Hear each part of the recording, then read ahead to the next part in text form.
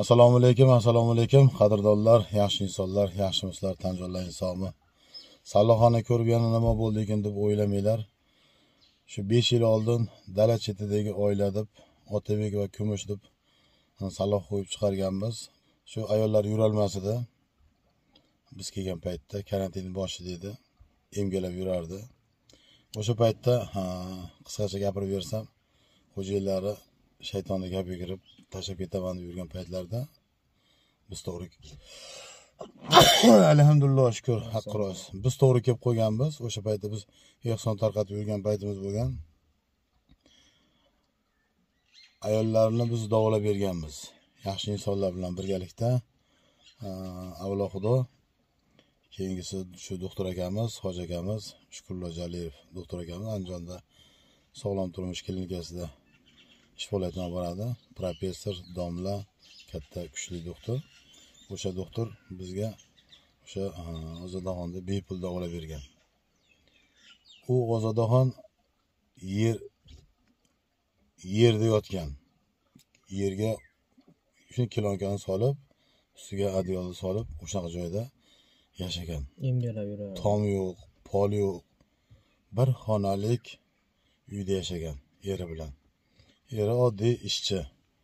Fermerda oddiy ishchi bo'lib ishlagan.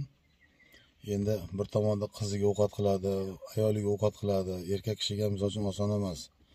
O'sha paytda shaytonga gapga kirib, men kelgan paytlarda videoda ham bor. G'aflatda qolib shu ayolim tashlab ketaman deb yurgan paytlarimda misol uchun kelib qoldingiz. Menga kerak emas, kirini qilsam, orqasini tozalasam va qizimga qarasam, ishlaymanmi yo'q, ayolimga qaraymanmi deb o'sha birinchi kelgan paytlarda shuni deb gapirgan. Davolab beramiz deb aytganman. Mana Shukurjo'lik doktor akamiz, Alloh rozi bo'lsin, bepul davolab bergan. 40 kun deganda oyoqqa turgizib, 40 kun deganda biz o'sha dala chetidagi oilani uyini buzib tashlab, noldan yaxshi insonlar bilan birgalikda solganmiz.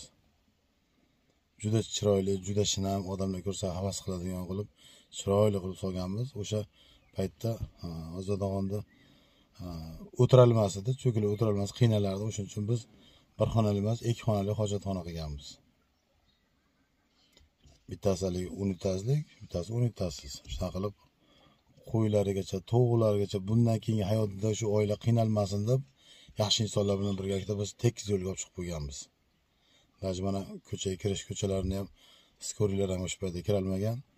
Shag'allarni to'kib, turpoqlar to'kib, gredlar qo'yib tekizlatib, yaxshi insonlar bilan birgalikda juda chiroyli ishlar qilganmiz. Karantin paytida juda ko'pchilik videolarimizni ko'rgan, даже hasharlarga ham qancha odam kelgan, to'g'rimi?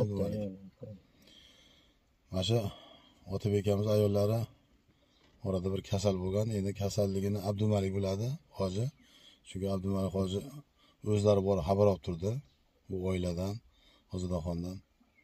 Mana bugun 15-iyun, bugun olamdan ko'z yumdi. Endi oramizda yo'q. Joylar jannatda bo'lsin, oxiratlar obod bo'lsin. Hozir biz Otabek akamizning mahallasida. Hozir sekin kiramiz. Qayta meni so'ragan ekan, endi meni ko'rmasdan o'tib ketdi. O'sha hurmatli obunachilar, assalomu alaykum hammaga. Mana Anvarjon Oqqulim kanalida oxirgi videosi deb chiqargandim. Haqiqatda shu so'nggi video bo'lib qoldi. Ozod opami juda og'ir ahvolda reanimatsiyaga kirgan paytimizda ham Abdumalik yaxshimisiz? Rahmat Ozod opa. Qayta mana shu videoyimni ko'rsalaymi, qaytarib bo'lmadi deganda bir 2 minut video qilgan bo'lsam Ozod opamdan 1,5 minutda Anvar akamni so'rash bilan o'tib ketdi. Anvar akam yaxshimi? Anvar akam yaxshimi? Chiqib ketganimda Anvar akamga salom ayting. Anvar akam salom kelib, Anvar akamga aytdim, bo'ldi, erta vaqt qilib o'tamiz degandi. Lekin baribir Allohning inoyati ekan. Bugun Ozod opam oramizda yo'q. Juda ko'pchilik dala chetida oilasi hamma yaxshi ko'rib ko'rgan bu oilani.